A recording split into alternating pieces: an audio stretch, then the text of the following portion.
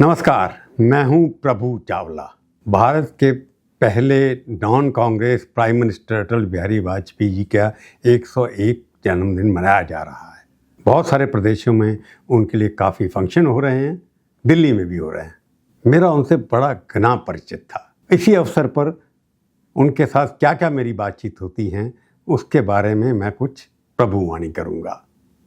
सारा सच नहीं बोलूँगा, परंतु झूठ भी नहीं बोलूँगा। जो भी बताऊँगा वो सच्ची कहानियाँ होंगी, और काफ़ी कहानियाँ जो हैं वो मैं बता नहीं सकता।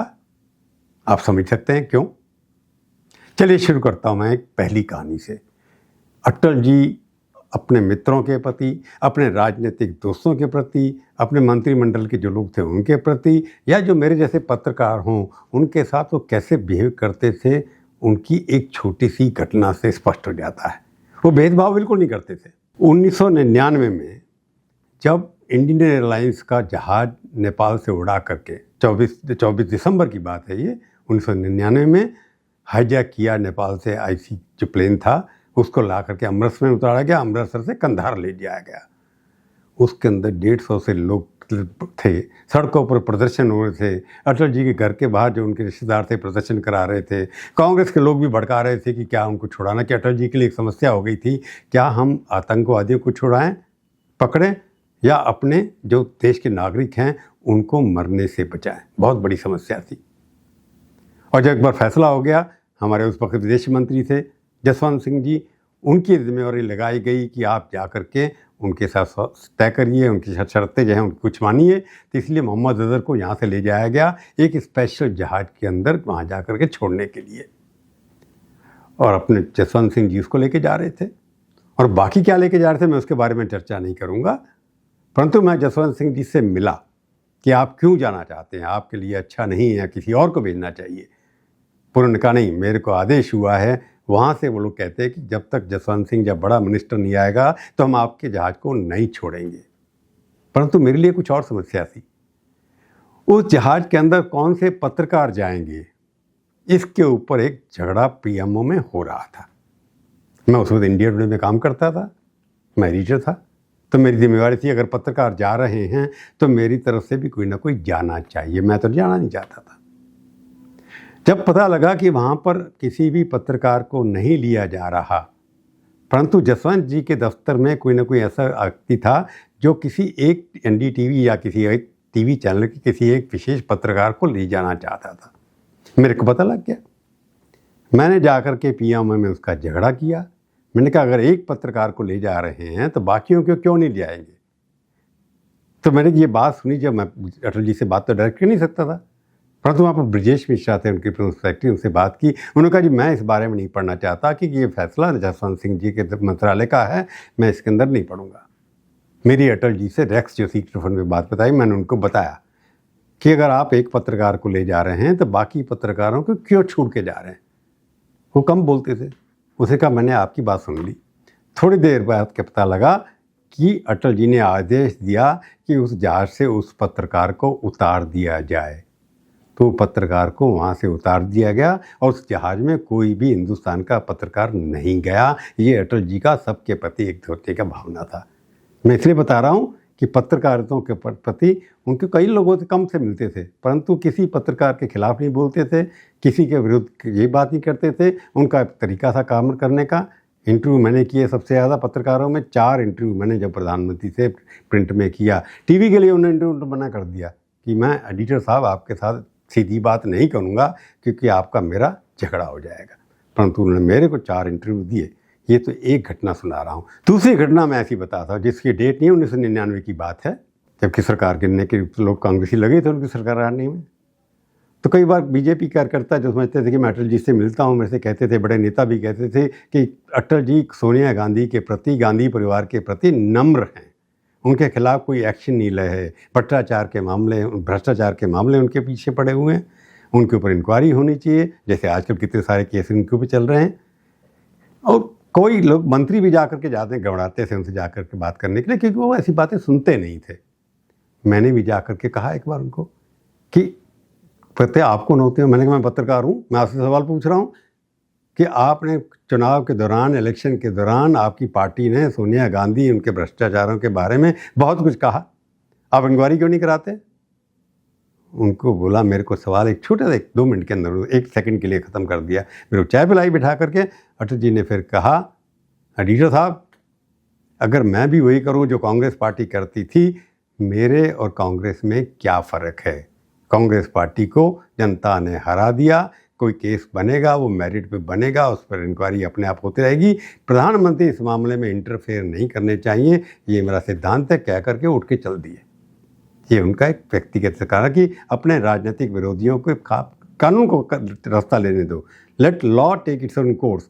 परंतु उनकी कभी भी द्वेष की भावना सोनिया गांधी या गांधी परिवार के साथ नहीं थी। हालांकि नोकझोंक बहुत पार्लियामेंट के अंदर होती थी और अल्टीमेटली सरकारों ने, कांग्रेस ने उनकी सरकार एक वोट से गिरा दी। तीसरा किस्सा मैं और सुनाता हूँ आपको। वो पत्रकारों की शिकायत का भी बड़ा सीरियस लेते थे। कई बार आगरा समिट हुई जुलाई 14-16 2001 को।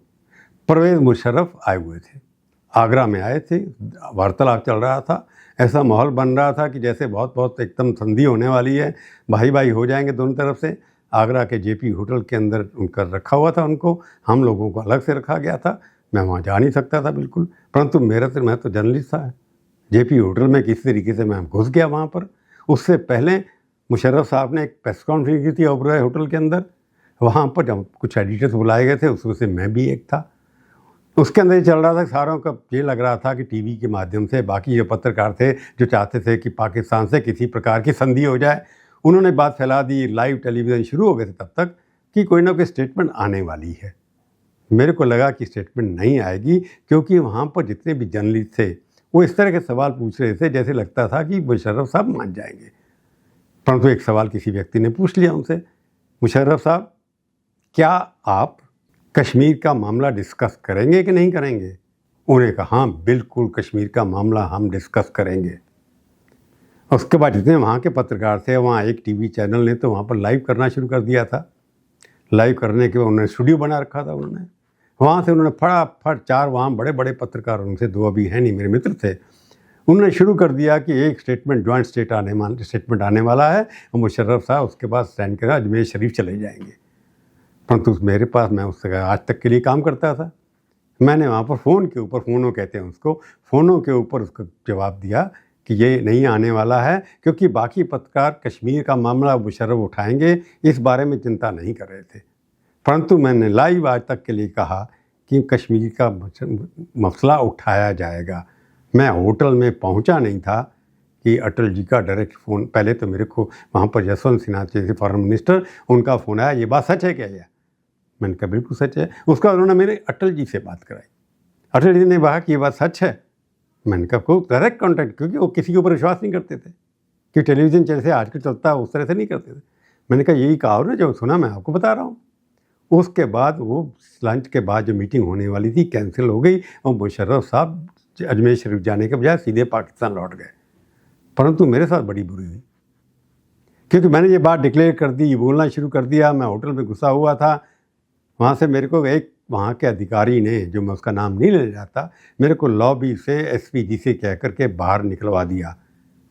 मैं फिर भी उस होटल के किचन में घुस करके वहाँ से लाइव करता रहा कि लंच में कौन सी कुल्फ़ी खिलाई जा रही है, कौन सी चीज़ें खिलाई जा रही हैं। उसके बाद वो मेरे को ढूंढते रहे कि क्या हुआ।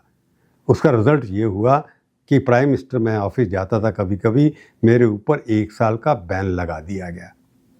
एक दिन अटल जी राष्ट्रपति भवन में मिल गए मेरे को, कहने लगी एडिटर साहब आते नहीं हो आप। मैंने कहा आपके यहाँ बुलाता है कोई नहीं, आने नहीं देते। दूसरे दिन मेरे को फ़ोन आ गया और मेरे को फिर जैसे पहले मिलता था उस तरह की मुलाकात होती गई। यानी कि वो अटल जी किसी से प्रभावित नहीं होते थे, किसी के प्रति द्वेष नहीं रखते। मैंने पत्रकारों के प्रति बिल्कुल नहीं रखते थे, हर एक के साथ एक संबंध रहे थे। तो मेरे वैसे के वैसे उनके साथ संबंध होते चले गए, काफ़ी बातें चलती चली गई। ये एक चौथा किस्सा आपको बताता। अब हम आते हैं सन 2002, जो सबसे मशहूर किस्सा हुआ। गुजरात में दंगे हो चुके थे, कई लोगों के वहाँ पर मोदी जी टारगेट बने थे सारे मीडिया के। अटल जी वहाँ गए भी थे। उन्होंने कहा जी अपना जो है जो राजधर्म निभाना चाहिए, मोदी जी का वीडियो देखेंगे आप। उन्होंने कहा मैं वही कर रहा हूँ। परंतु उसके बाद क्या हो गया, ऐसा लगता था कि अटल जी उनके खिलाफ है, उनको हटाना चाहते हैं। अटल जी कभी भी दिल के अंदर जो रहता था वो कभी बाहर वही बाहर होता था। मोदी जी के प्रति उनका प्रेम था, परंतु जो कुछ वहाँ होता था, प्रधानमंत्री को कहने के लिए कुछ बनना चाहिए। जब प्रेस उनसे पूछी थी तो मैंने उनसे पूछा था कि आपने कहा कि धर्म ये पालन करना चाहिए, कहते और क्या एक्सपेक्ट करते हो मेरे से। जब सारे देश के अंदर ये मुसलमानों के साथ ये हुआ है, हिंदुओं के साथ ये हुआ है, उसके अंदर प्रधानमंत्री एक देश का होता है, उसके लिए कुछ ना कुछ ऐसी बातें करनी चाहिए। परंतु जब अप्रैल में वहाँ पर 2002 में गोवा में मीटिंग हुई वर्किंग कमेटी की, नेशनल वर्किंग कमेटी की, मैं भी उसी होटल में था जिस होटल में अटल थी, मैं ही एक पत्रकार था, मेरे साथ आज तक का एक कॉरेस्पोंडेंट और भी था। मोदी जी वहाँ पर आए, अपने स्कॉर्पियो से उतरे, मैं लॉबी में नीचे खड़ा हुआ था, मेरे से मिले, बातचीत हुई, हेलो हेलो जी, उसके बाद चले गए। पर मेरा सवाल पत्रकार का था, मैं उस होटल में घुसा हुआ था, वर्किंग मीटिंग चल रही थी, राजनाथ जी थे, मुरली मनोहर जोशी थे, अडवाणी थे। मैं किसी तरीके से अटल जी से मिलना चाहता था कि मोदी जी के प्रति में क्या सोचते हैं। मैं किसी तरीके से मान जुट करके उनके पास पहुंच गया। मैंने उनसे पूछा कि मोदी जी आए हुए हैं, आप उनका क्या करने वाले हैं। कहते आप कौन होते हैं हमारी पार्टी में इंटरफेयर करने वाले, आप अपना काम करिए। मैंने कहा मैं पत्रकार हूँ, मैं सवाल तो पूछता हूँ, आपको जवाब देना आपका फर्ज बनता है। तो उनका जवाब सीधा था, जो देश के हित में होगा, जो पार्टी के हित में होगा, वही होगा। यहाँ पर आप और इसके ऊपर कोई भी इन्फ्लुएंस नहीं कर सकते। यानी कि एक स्टेटमेंट देके मेरे को वहाँ से भगा दिया। परंतु कभी भी उन्हें स्पष्ट नहीं किया कि वो खिलाफ है या फेवर में हैं। मेरे को उनकी बातों से ये लगता कि वो दुखी ज़रूर होंगे जैसे बाकी देश भी था, परंतु वो मन उनके प्रति कोई भी उनके पास द्वेष भावना नहीं थी एकदम। अब सबसे एक और महत्वपूर्ण घटना होती है, पार्टी के अंदर से बहुत दबाव था, बाकी लोगों का भी दबाव था कि अटल जी तो हैं, अटल जी के बाद कौन। हर बार ये आता था, जैसे आजकल मोदी और अमित शाह की बात आती है, पहले राजनाथ जी की बात आती थी, तब अटल जी के बाद एक दूसरे की शेडो थे। शरीर दो थे पर दोनों की आत्मा दिल एक थे। लोग जो भी कहते हैं कि उनमें मतभेद था। अडवाणी जी अपने हिसाब से सोचते थे, अटल जी अपने हिसाब से सोचते थे। अडवाणी जी काफ़ी लोगों से मिलते रहते थे, अटल जी दूर रहते थे। तब ये फैसला हुआ कि उनको उप प्रधानमंत्री बनाना चाहिए। बड़ा प्रेशर था अटल जी के ऊपर। अटल जी इसको टालते रहे क्योंकि उनको लगता था कि मैं प्रधानमंत्री हूँ, मैं डिसाइड करूँगा। अल्टीमेटली उन्होंने जा कर के डिसाइड किया अडवाणी जी को प्राइम मिनिस्टर बनाना है, परंतु उसको सीक्रेट रखना। इतवार था, इतवार के दिन मेरे को पता लगा, मैं पहुंच गया। अटल जी किसी को भी नहीं चाहते थे कि अपने उनके दफ्तर में ऐसे लोग थे जो अडवाणी जी को डिप्टी प्राइम मिनिस्टर नहीं बनाने देना चाहते थे। खबर लीक हो जाती तो प्रेशर डलवा के रुकवा भी सकते थे, ऐसी उनकी ताकत थी। परंतु अटल जी ने अपने प्राइवेट सेक्रेटरी, एक जॉइंट सेक्रेटरी थे उनका नाम नहीं बताऊंगा मैं, मेरी किताब में कभी आएगा, उनको घर से बुलाया। उन्होंने अपने टाइपराइटर पे घर में लेटर टाइप किया डिप्टी प्राइम मिनिस्टर का नाम, और वही राष्ट्रपति भवन में दे करके आए। राष्ट्रपति को बताया कि इनको हमने डिप्टी प्राइम मिनिस्टर बनाया, क्योंकि राष्ट्रपति को इन्फॉर्म करना ज़रूरी था नहीं था। एक फाइलें निकाली गई कि पहले देवीलाल कैसे बने, उससे पहले सब जगजीत राम जी कैसे बने, उसी शब्दों को रिपीट करना था। पुरानी फाइलें निकाल करके उसी ड्राफ्ट को बना करके दिया गया। वो जॉइंट सेक्रेटरी मेरे साथ अडवाणी के घर में गए, वहाँ उनको घोषणा की। उस दिन मैंने उनके साथ सीधी बात पे शो भी किया, उनकी पत्नी के साथ बैठ करके। यानी कि अटल जी सीक्रेसी के ऊपर विश्वास रखते थे। अपने नंबर 2 जो हैं उनके बचपन के साथी मतलब स्वयंसेवक साथ थे, उनको किस तरह से उनको स्वागत करना है, उनको किस तरह प्रोत्साहन देना है, किस तरह उनको आगे बढ़ाना है, उसको की करने जो उनके मन की बात थी, अल्टीमेटली उनको प्रधानमंत्री बना दिया। अटल जी की एक और भी खूबी थी, वो संगठन को बहुत इम्पोर्टेंस देते थे। मेरे को उन्होंने कहा एक बार, मैं पार्टी से निकला हुआ हूँ और संगठन का जो अध्यक्ष होता है वो सबसे बड़ा व्यक्ति होता है, अगर उसको बनाया है तो उसकी बात माननी चाहिए। वेंकैया नायडू को अध्यक्ष 2002 में बनाया गया मंत्री से। जब उनको बनाया गया, जनन कृष्णा मूर्ति जो थे वो उस वक्त अध्यक्ष थे, वो ठीक तरह चल नहीं पा रहे थे, जिद करके बैठे हुए थे कि मैं नहीं हटूँगा। उनको हटा करके मंत्री बनाया गया उसके बाद लॉ मिनिस्टर का। परंतु जब उनको हटाया गया, वेंकैया नायडू क्योंकि यंग थे बनाना तो वो विद्यार्थी परिषद में रह चुके थे, आंध्र प्रदेश से आते थे। अटल जी की और अडवाणी के साथ दोनों के साथ संबंध अच्छे थे, क्योंकि अध्यक्ष भी बन सकता था तो इन दोनों को साथ में लेकर के चले। दोनों की बात एक क्योंकि अडवाणी ज़्यादा संगठन का काम देखते, जैसे अमित शाह सारा संगठन का काम देखते थे, उस तरह अडवाणी जी भी उस वक्त सारा संगठन का काम वही करते थे, और प्रधानमंत्री अपनी सरकार का विदेश नीति का सारा काम देखते थे। तो वेंकैया नायडू की जिद थी कि मेरे को अगर अध्यक्ष बना रहे हैं आप, तो मेरे को अपनी चॉइस के मंत्री भी चाहिए, महामंत्री भी चाहिए। उससे प्रॉब्लम हो गई। अनंत कुमार थे उस वक़्त, वो पहले भी रह चुके थे महामंत्री।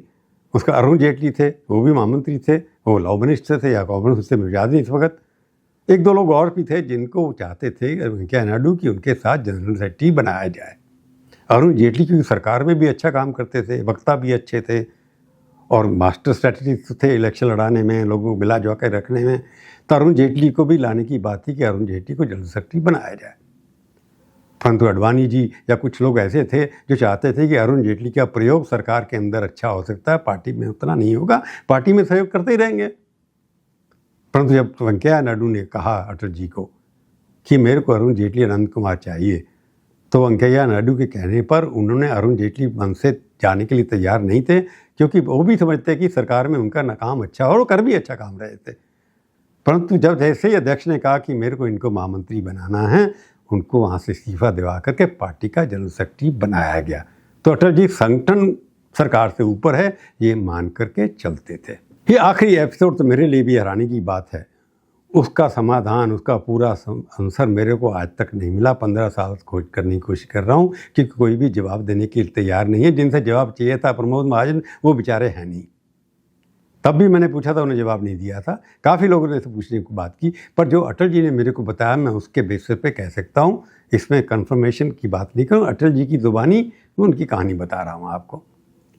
जब मार्च की बात थी, इलेक्शन ड्यू थे सितंबर अक्टूबर में 2004 में, 5 साल तब पूरे हो रहे थे। तो हमने इंडिया टुडे में एडिटर साहब, मैंने उनका इंटरव्यू किया था, ओपिनियन पोल किया था हम लोगों ने, उसके अंदर इंटरव्यू किया था मैंने उनका। उन्होंने मैंने से पूछा कि क्या मिड पोल कराएंगे आप, यानी कि चुनाव अवधि से पहले कराएंगे कि नहीं कराएंगे, क्योंकि उस वक्त शाइनिंग इंडिया का नारा चला था। फाइनेंस मिनिस्टर जसवंत सिंह जी थे, वो अपने हिसाब से वहाँ काम कर रहे थे। सब जगह ऐसे लगता था कि अटल जी जीत रहे हैं, और ओपिनियन पोल के अंदर भी यही कहा गया था कि 350 सीटें आएंगी, 2/3 मेजोरिटी आएगी एनडीए की। तो उसके बेसिस पर लगता था कि मिड टर्म पोल करा करके, जिससे कि जो नेगेटिविटी होने वाली है, जो एंटी इनकम्बेंसी होने वाली है, वो ना हो।